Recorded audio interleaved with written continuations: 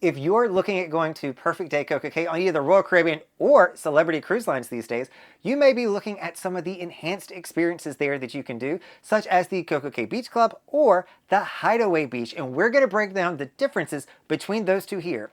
Now, this probably will not be a fair fight. I think that it's pretty cut and dry which one you're going to want to do, but you all wanted a comparison video, so let's compare the two and see what we get. Hey everybody, it's Brandon, the Weekend Cruiser, where I go on a weekend cruise just about every weekend, and I've had the privilege of going to both the Hideaway Beach and to the CocoCay Beach Club, and I've got some thoughts on how these places are different. So the first thing that we're going to talk about is the people that are going to these places are very different, and we'll get into kind of the reasons why that is later on in the video. But to start out with, Hideaway Beach is going to have a max capacity of 1,800 people. 1,800 people can go to this space. So it is half the size of a Freedom class ship. If you're sailing on Freedom doing a weekend, half of your ship can buy minutes to Hideaway Beach.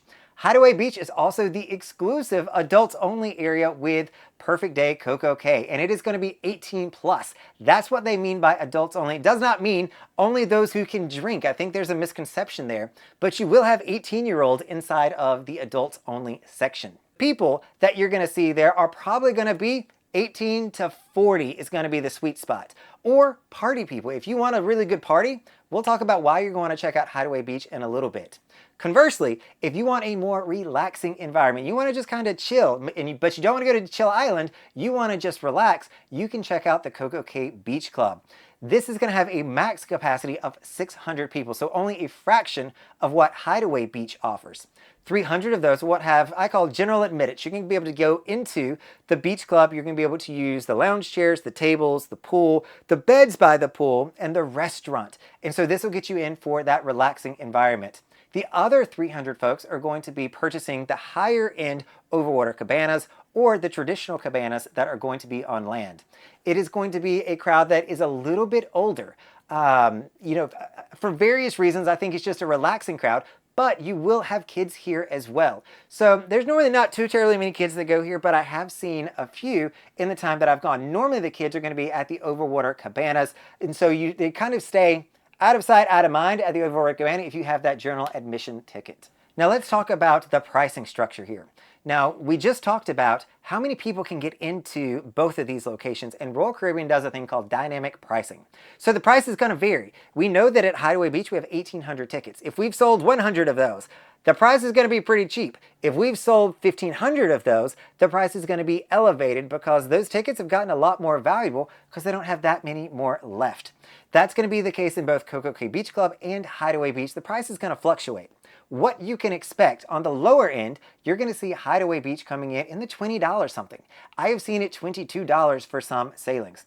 More than likely, you're probably going to be in the $30 to $40 range. And then on the higher end, you're going to be at the more like $50 to $60 range to get into the Hideaway Beach. CocoCay Beach Club, on the other hand, is going to be the more exclusive area simply because only 600 people can get into it. 300 of those are getting those general admission tickets. So for the price of the general admissions tickets just to get in, you're looking at a starting range of about $100. In years gone by, I've seen it at 80, but recently it's been more around $100 per person at the minimum, but you can expect to pay more like $130, $140, all the way up to $200 some dollars. It goes insane during certain seasons and certain cruises.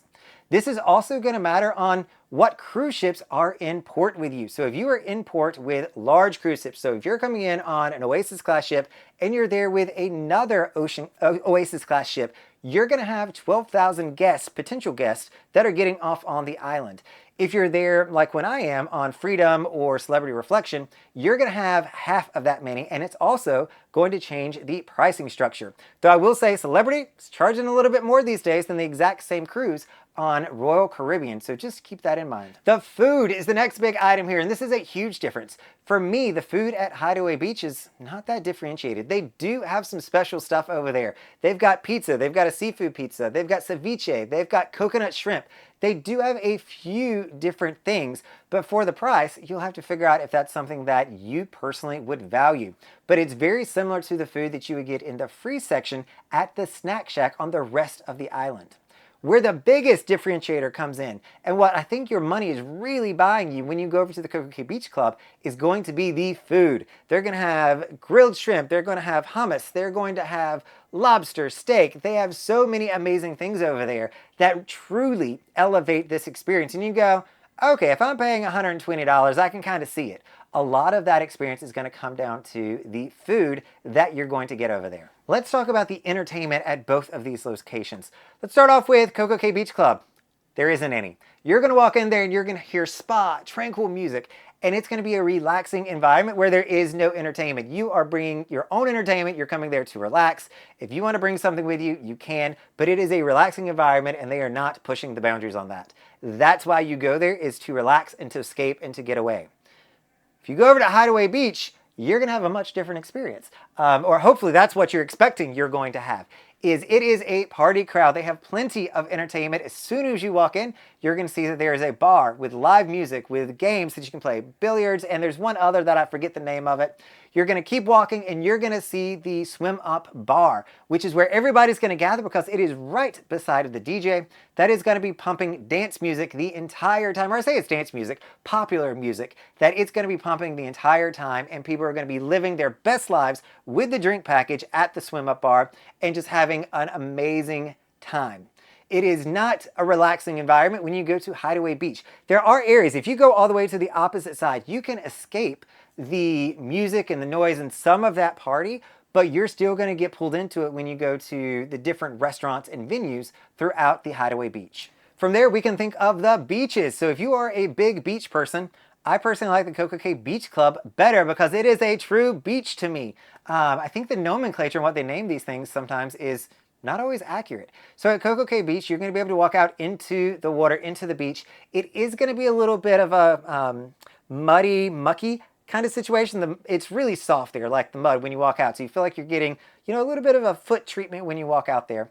But you do look directly out to the water, which is absolutely gorgeous. And you can see for miles, as long as you're not sitting in front of one of the overwater cabanas. If you're looking at an overwater cabana, you're going to be looking at a family or some friends who are enjoying their experience there.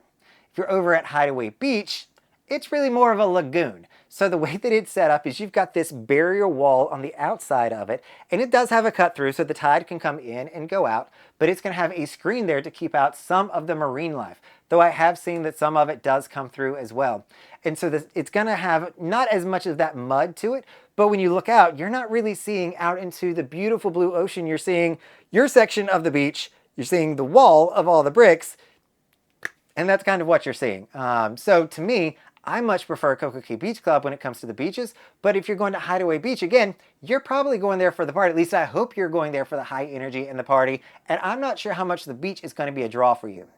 When we think of the pools at the two different locations, the one over at CocoCay Beach Club is going to be a heated pool, and it is going to be smaller. That's all there is to say about that. If we go over to Hideaway Beach, the pool there is massive. It is much larger. It's got the DJ, it's got the swim up bar section to it, so you can plop down in the water and stay there for literally the entire day. I've seen people do this all the time. Literally, they never leave the stool in the water. Never. I mean, I scratch my head sometimes. But anyway, I digress. It is a really good environment. It is also a heated pool. So if you're going here in the winter months when it could be a little bit chillier, this is going to be one of the deciding factors of, do I even want to pay more money for one of either of these experiences? Because the pool over at the Oasis Lagoon is not heated. That is the largest pool. These two are going to be heated and will give you a better experience in the winter months. Now, in reality here, I think the deciding factor for most people is going to be the price point. The CocoCay Beach Club, as great as it is, as relaxing it is, a lot of people aren't going to want to fork over $130 to $200 per person for 6 hours at the beach club. Conversely, you can go over to the Hideaway Beach at $20 to $40 per person, and it makes a lot more economical sense. So if you're still trying to decide if you want to go to Hideaway Beach, check out this video here on my thoughts on if I would ever do Hideaway Beach again. All right, everybody, this is Brandon the Weekend Cruiser. Hoping to see you on a weekend cruise soon. And if you want to join me on a cruise, make sure you're checking out the group cruise newsletter below. Would love to cruise with you.